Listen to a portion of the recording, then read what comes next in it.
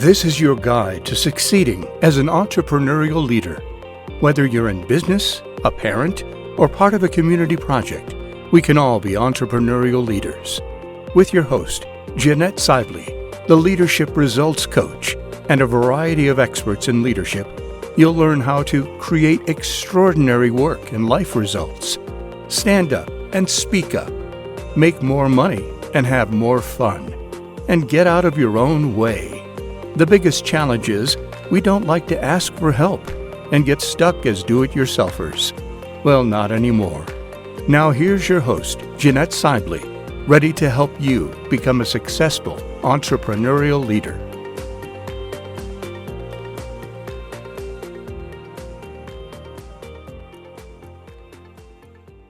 Welcome. This is Jeannette Seibly, the Leadership Results Coach. How many of you have participated in a remote team or virtual work group? What did you like best? For some of you, it's showing up in your PJs. For some of you, it's saving time from sitting in traffic. For others, it just makes life a lot easier. You could actually have time to get more things done. And that leads us to the next question. What's the biggest detractor? Well, for me, having managed and worked in remote teams for most of my life, even before it was the thing to do, the problem is usually multitasking or allowing for distractions. The good news, bad news is that remote teams and virtual work groups are here to stay. Yet some have developed some bad habits that get in the way of effectiveness. What are the good habits we need to learn when working with virtual groups of people? My guest today is Dr. Ronald Beach. He's the Amazon award-winning author of The Virtual Divide and The Virtual Bridge. He's not going to tell me what the new titles are for the upcoming books, but I know they'll be fabulous, just like those two books are. If you've been listening to my podcast, you know that I provide a quote from my guests, and here's the one from Ron Beach. Reinvent your habits with passion. Ron, welcome. I really like that quote. Is that one that you wrote yourself? No, thank you. It is such a pleasure to be here. Yeah. And just talking on my favorite topics. I love it. It's just such an interesting time all the way. Did you invent that quote? Reinvent your habits with passion? Oh, it is. And it's the passion that's the key to success. Yeah, and whether you're talking about an entrepreneur or whether you're talking about someone who's working remotely, how are you helping your team? How are you helping your boss solve a problem? It's that passion that comes across. That puts you above the other people. Very good. I love that distinction. So let's start with why remote teams are important today. So you have managers and teams that rely on virtual meetings due to geography and global efforts. And in our pre-conference conversation, you also mentioned skill sets. So I'd like to know a little bit more about that. But also, it's a time saver for busy communities and neighbors working on community-based projects. Because some of them actually live right next door to you, right? Yes. Some are caregivers. Some are just, they just love the ease of logging on and logging off. And it really does save a lot of time. So what is remote work, and why is it important that we learn these new expectations and habits now?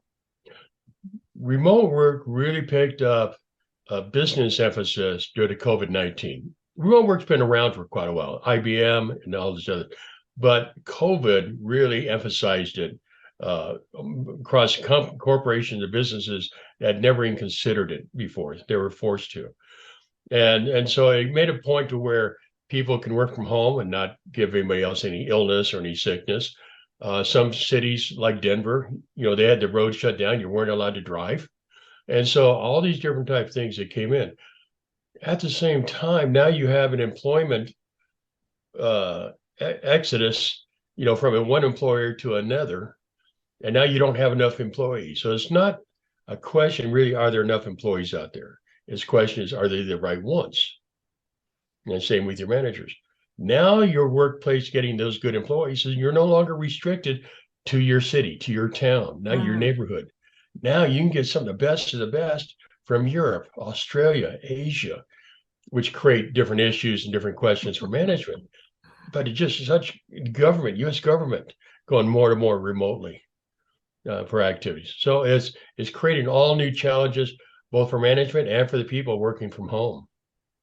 Yeah, you're so right. I mean, we love it, but yet, like you pointed out, there are new rules, so to speak. Some are unwritten, some are been talked about quite a bit. So what are these new expectations? Like, how is it different than when we used to meet on site face to face? One of the biggest, there's several different ones, but let me just hit on some of them, is the perceptions. Managers have a perception of, well, they're not going to be as productive working from home as what they are from here. But yet all the studies say they're actually more productive.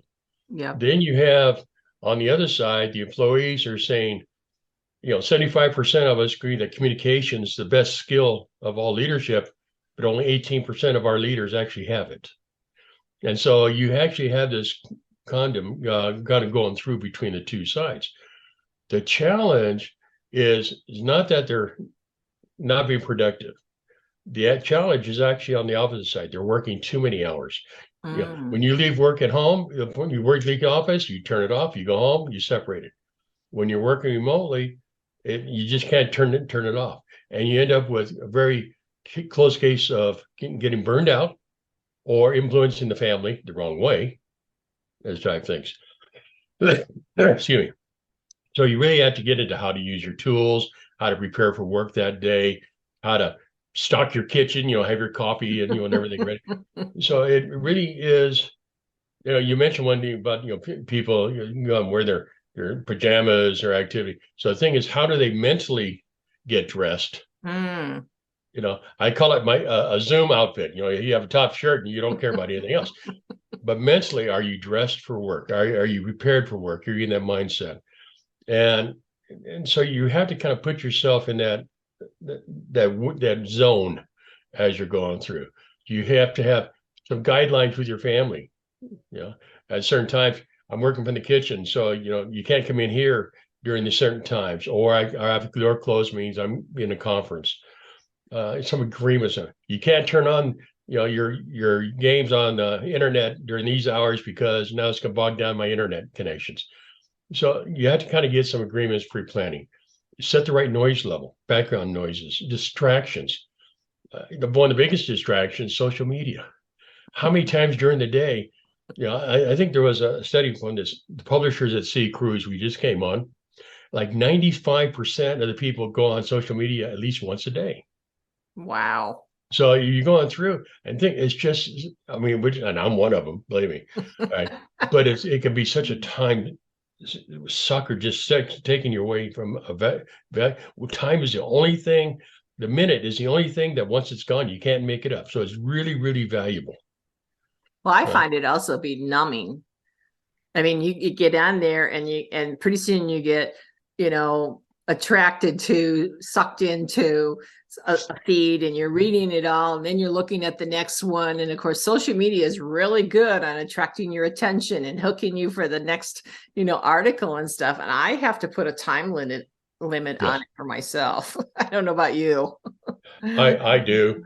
And my wife makes sure that I stick to my rules as going through. Well, my cat doesn't have that kind of rigor in managing me. So anyway, some of the issues that I have written about, I talked about with others, when it comes to managing as a leader, and a leader can be from work, it could be in a community project, what have you. I think one of the biggest challenges is having people listen. Listening's always been a major issue with whether you're on site or you're virtual. It doesn't really matter. Listening, most people are very poor listeners. Yesterday, I found this statistic that only 25% of people listen with effectiveness. Yes. That is sad. That is scary. And it's like, no wonder there's so much miscommunication out there. why projects are not getting done on time and within budget. So what can you say about that to our listeners and how to improve that? That's such a low percentage. Yeah. Forgive me for slipping into my academic side for a second. An average person speaks on 125 words a minute. The brain operates 6,000 to 10,000 words a minute. Whoa. So when I'm listening to you, my brain is bored. So now I'm going to start thinking about going to the store, what I got to pick up the store and everything. It's not that I'm not paying attention, but that's the challenge. How do I focus that attention to stay on you? When I was managing factories, the way I would intentionally do it is I would stand up out of my chair. So I was directly in front of the person so that I'd visually lock on. So I couldn't see the computer or anything else because I think Stephen Covey said, seek to understand before being understood. You have to really kind of lock into that thing. And that's so valuable of anything else. You may think you're listening, and that person on the other side can tell that, you're not with me. And so it can make a difference. Yeah, it was interesting. I was in this program just a couple of weeks ago where you had to just be with the person, but you could tell when they weren't being with you anymore. I mean, it was just such a small nuance. But again, when you're with a group of people, it's the same thing. I mean, if you're managing a group of 20 people and not all of them are paying attention, it really does take away from the speaker's ability to get their point across, because it's sort of like trying to get through the wall. If you're not listening, you're not hearing, and we're not moving forward. And the other thing that I have found to be a huge detractor, I've been guilty myself at times when I'm bored, is multitasking. Well, think about how many times you're in a video conference and all you see is the person's name on the screen, because they're listening to you, but they're sitting off on the computer doing some other assignments or activities that they're doing. And that's another case where they're hearing you, but they're not listening to you at the same token. So then you get into a bigger issue on meeting management, how to keep them short, sweet, to the point, instead of bogging down and extending time more than what is needed. So there's different method how to do it, but it's a challenge, and it's hard to talk to a blank screen. It really is. It really is. Been there, done that.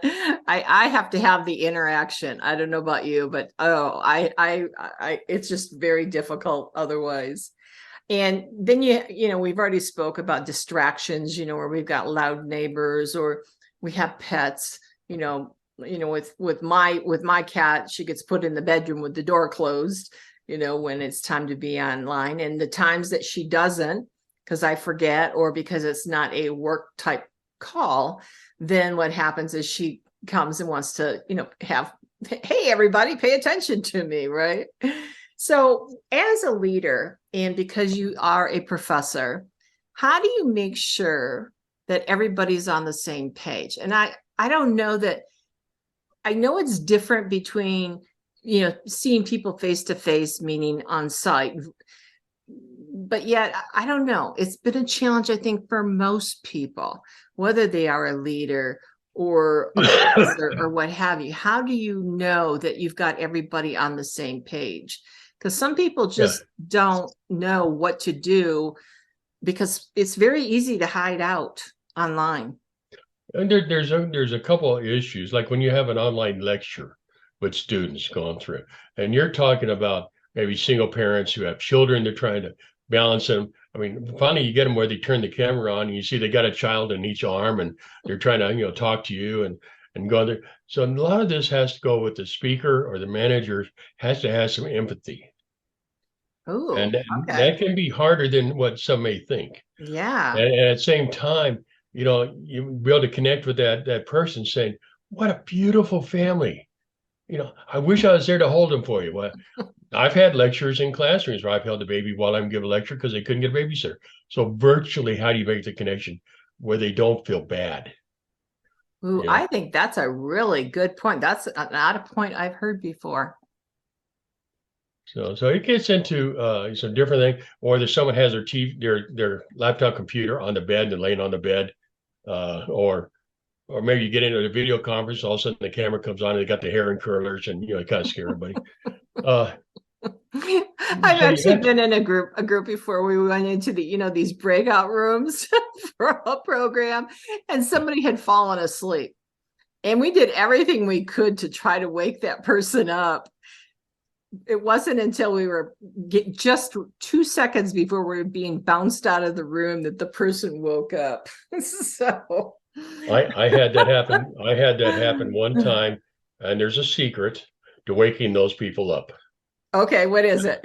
I'm not sure I really want to divulge this here. No, it Oh, was the same type thing. The person was asleep. It was a lecture, and everybody's making fun because they tried everything to wake them up. And I just said, sex. Boy, that person just woke right up. And I'm not recommending that as a tool for any manager, but hey, if it works, it works, it worked. right? So we're talking about getting everybody on the same page. We're talking about keeping people engaged. We're talking about how to work through poor meeting etiquette. I mean, to be honest, even on-site meetings have had to deal with, poor meeting etiquette from the beginning of time, right? So having said all that, though, as a manager, as a community leader, as somebody in charge of a group, how do you focus on getting the results you need? Because again, people can hide out. It's much easier to hide out on camera. Much mine is keeping it very focused, and also very, very short. In other words, they don't have time to get bored and get tied off into something else. And I learned this when I was managing factories. As some of the high-powered dollars come sitting in the room. As soon as you see them sit down in the conference chair, you say, "Get comfortable." You've extended the meeting 20 minutes already. And so I believe in stand-up meetings, short, sweet, to the point, what you're trying to accomplish. And I do the same thing with virtual meetings.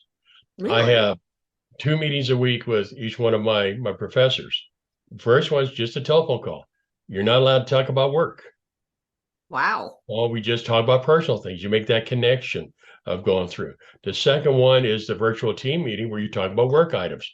That way it doesn't get sidetracked by either one of them in between the two.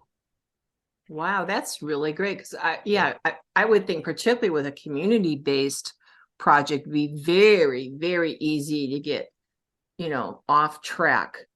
Because did you see what that person did, or something in real time, because, they're sitting in front of their window watching their neighbors, right? Yeah.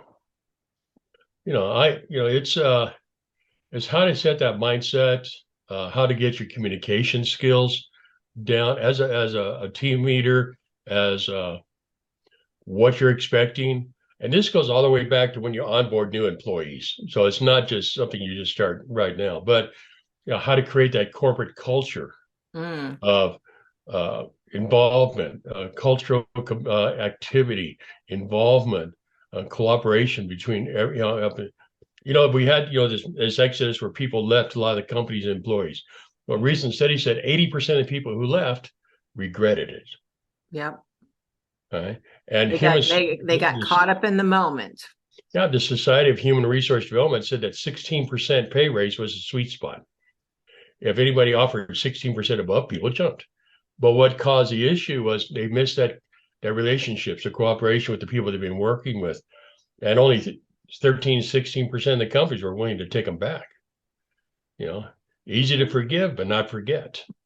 It really is, because a lot of times they just left without regard to what else was on the table, how the customer was going to be left. That's like a whole nother podcast, right? So we're talking about good habits, and we're talking about getting intended results. So Ron, what is your advice to inspire the listeners on this podcast who are responsible for causing remote projects and to work with and through others and get the job done? So what's that one, or those top 1, 2, maybe even 3 words of advice from the expert that you are? I'll have to lower my list because I will look at a long list. I love it. The first thing is the environment, because like you said, it's so easy to get distracted. It could be a kitchen table, or it can be a sewing room, or something. You just set something up to where that becomes your zone. Got it. Right. And that starts putting you in that mindset of work versus home management. Your job as a parent, or a social spice, children, or whatever the case may be. The other one, make sure you have all the tools you need. I'm talking about the keyboard, and having an extra optional, an extra keyboard monitor. It could be an optional, but that's such a powerful tool to help you be productive and get more done. Video conferencing, your background, type of issues, office supplies. I wasn't joking when I said about having your coffee, your tea, your tissue, stuff like things that become a distraction during the day. You take a shower, you get yourself dressed, and you go into work. That's that mindset. I have a sign I put up, and it's just my wife and I and the cat. And I still put it on the door that says video recording, or the review I'm working on may be yours. It's just kind of get that little separation between them. And so you really have to plan your day, organize your time, take breaks. Oh, wow. I can't emphasize that enough. Take breaks. You have to recharge that brain housing group, and kind of give yourself a little exercise, just walking around even a little bit. Studies have shown how, I'm like those, some of us sit in the chair for 10, 18, 20 hours a day, and, gravity rules on everything. And so you end up where you're having some issues, and you really need to get up and walk around. The other one is set your hours. Okay. Otherwise, if you're going to say your work hours are going to be 8 to 5, 5 o'clock, turn it off. Because I said, studies show that actually you're more productive working from home, but yet you're more prone to put in more hours. And when you're an hourly person, you're actually getting yourself in trouble with your employer. Yeah. And companies are now starting to put out rules saying you're not allowed to check your emails after hours, or it is. But it's like having a BlackBerry or yourself, all of a sudden a ding, you got to look at that email. What's there? And so you have to have that separation of going through, or else you'll burn yourself out. It's not because you don't want to do the job. It's just the opposite, because you're really conscientious and you want to do the job, but you don't know when to turn it off. I think that is such great advice. So thank you, Ron. As always, it's great to have you as my guest, and I look forward to reading the next book or books. Hint, hint. There's several coming. Super. So to wrap up, this is Jeannette Seibly, and until next time.